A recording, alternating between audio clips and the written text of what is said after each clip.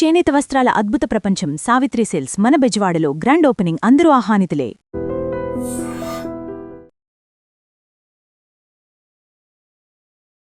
నమస్కారం, మీరు చూస్తుంది ఐ డ్రీమ్. నేను మీ కీర్తి. ఈరోజు నాతో పాటు జ్యోతిష్య రత్న జ్యోతిష చక్ర వైభవ నిపుణులు డాక్టర్ రాళ్లపల్లి రవికుమార్ గారు ఉన్నారు. గురుగారితో నా ప్రస్థానం చాలా చిన్నప్పటి నుంచి ఈ రోజు ఐ డ్రీమ్లో మొట్టమొదటిసారి మళ్ళీ మీ అందరి కోసం. నమస్తే గురుగారు. నమస్కారం అమ్మా. గురుగారు, ద్వాదశ రాశిలో భాగంగా కుంభరాశి వారికి ఎలా ఉంటుందండి? తప్పకుండా అమ్మా.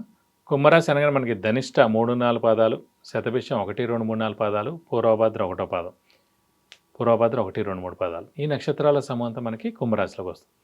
కుంభరాశి అనగానే మనకి మెయిన్గా కొంచెం బద్ధకం ఎక్కువగా ఉంటుందండి. ఎందుకంటే శని దీనికి కూడా అధిపతి అయ్యాడనమాట. మకర రాశికి అధిపతి శని, కుంభరాశి. కుంభరాశికి మటుకు మెయిన్గా కొంచెం బద్ధకం ఎక్కువగా ఉంటుంది. ఈ లేజినెస్తోనే చాలా పనులు ఆలస్యం అయిపోతుండడం, మంచి ఇవన్నీ కూడా రేపు చూద్దాం, ఎల్లుండి చూద్దాం అని పోస్ట్ పోన్ చేసిన ఇలాంటివన్నీ జరుగుతుంటాయి. కానీ దయబలం, దైవానుగ్రహం అంటే పరిపూర్ణంగా ఈ రాశి వాళ్ళకు ఉంటుంది. వీళ్ళ పర్సనాలిటీ ఎలా ఉంటుంది? వీళ్ళ పర్సనాలిటీ మెయిన్గా ఏంటంటే అందరినీ నమ్మేస్తారండి, ఈజీగా నమ్మేస్తూ ఉంటారు, మళ్ళీ మోసపోతూ ఉంటారు. కానీ పేషెన్స్ కూడా చాలా ఎక్కువ. ఎందుకంటే శని పేషెన్స్కి కారకుడు అండి. సో ఆ రాశాధిపతి శని అయ్యాడు కాబట్టి వాళ్ళకి మంచి పేషెన్స్ ఉంటుంది. అలాగే ఎక్కువగా వీళ్ళకి కుంభరాశి వాళ్ళకి కానీ, కుంభలగ్నం వాళ్ళకి కానీ కవలలు పుడతారు కదండి, ఎక్కువ ఈ రాశి వాళ్ళకి అనమాట. కుంభరాశి కానీ కుంభలగ్నం వాళ్ళ. ఎందుకంటే 5th హౌస్ బుధుడు అవ్వాలన్నమాట. బుధుడు ట్విన్స్ కారకుడు అనమాట. అలాగే వృషభ రాశికి కానీ, వృషభ లగ్నం వారికి కానీ ఎక్కువగా ట్విన్స్ పుట్టేందుకు అవకాశాలు ఉన్నాయి. సో వీళ్ళకి వచ్చేసి వెంకటేశ్వర స్వామి, వినాయకుడు, దత్తాత్రేయ స్వామి ఎక్కువగా ఇష్టపడుతూ ఉంటారు. అలాగే వీళ్ళకి వచ్చేసి ఆదాయం 2 అండి, వ్యయం 8, రాజపూజ్యం 4, అవమానం మనకి 2గా కనిపిస్తుంది ఈ సంవత్సరం అంతా. వీరికి కూడా మెయిన్గా ఏంటంటే ఏలినాటి శని లాస్ట్ ఫేజ్ అండి. ఇంకొక ఏడాది అర్థంలో మొత్తం ఏలినాటి శని కూడా వెళ్ళిపోతుంది. సో వెళ్ళిపోతూ వీళ్ళకి మేలే చేస్తుంది. ఇంకోటి అంటే మన సొంతింటికి మనం నిప్పు ఎలా అయితే అంటేచ్చో కుంభరాశి అధిపతే శని. సో వాడే మేలే చేస్తాడు కానీ నష్టమే పరచడు. అలాగే కుంభరాశికి ఎప్పుడు దైవబలం, దైవానుగ్రహం కూడా పరిపూర్ణంగా ఉంటుంది. అలాగే మెయిన్గా పంచమ స్థానంలో ప్రస్తుతం గురువు ఉన్నాడు.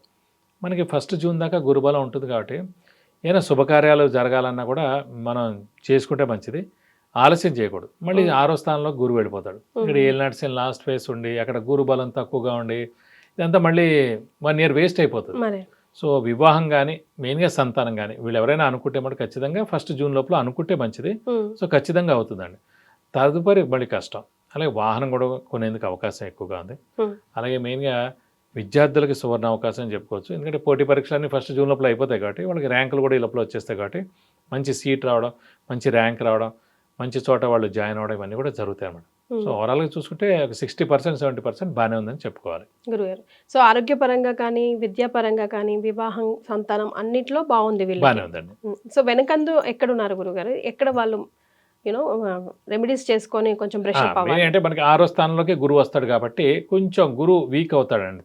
సో మనకి ఏంటంటే గురువుకి సంబంధించిన పరిహారం పాటిస్తే మంచిది. మెయిన్గా గురువు కంటే మేధా దక్షిణామూర్తి, దత్తాత్రేయ స్వామిని ఎక్కువగా ఆరాధించడం, వీలైతేనగా దక్షిణామూర్తి అష్టోత్తరం, మనకి దత్తాత్రేయ స్వామి అష్టోత్తరం రోజు చదువుకోవడం, వీలైతే ప్రతి గురువారం మనం దత్తాత్రేయ స్వామి టెంపుల్కి వెళ్ళి 40 ప్రదక్షిణాలు చేసి వీలైతేనగా ఆయనకి అభిషేకంగా నర్చనగా చేసుకోవడానికి మీకు అన్ని విధాలు మంచి చేకూరుతుంది. గురుగారు, ఇప్పుడు ఆడైనా మగైనా ఇలాంటి ఫలితాలు వేస్తాయా గురుగారు? ఎవరికైనా ఒకటే.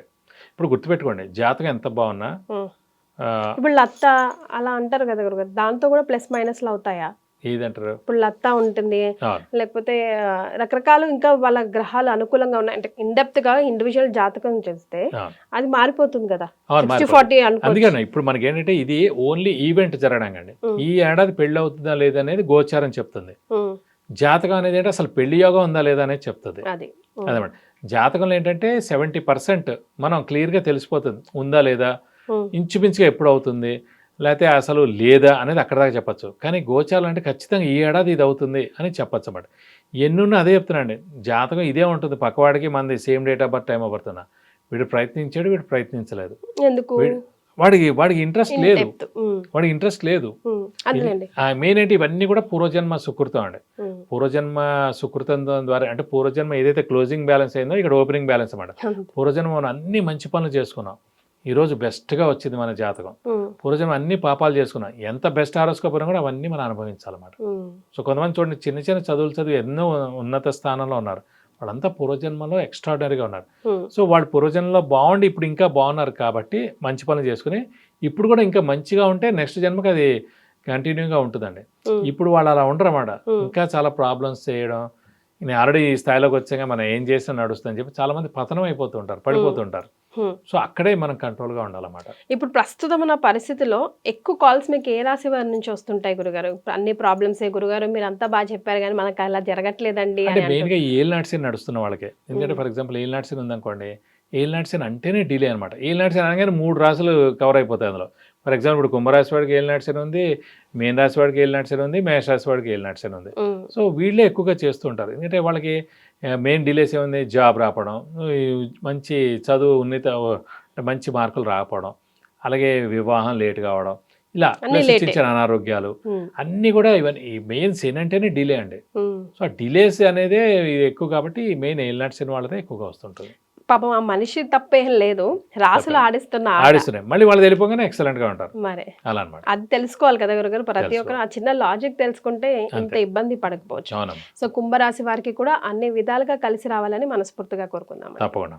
మీ సమస్య ఏదైనా కింద స్క్రోల్ అవుతున్న నంబర్కి ఒక్కసారి కాల్ చేసి గురుగారి అపాయింట్మెంట్ తీసుకుంటే కనుక సరైన సమాధానం మీకు దొరుకుతుంది, మీకు కొంచెం ఊరట లభిస్తుంది. అంతే కదా గురుగారు? చాలా సంతోషం అండి, ధన్యవాదాలు. నమస్కారం.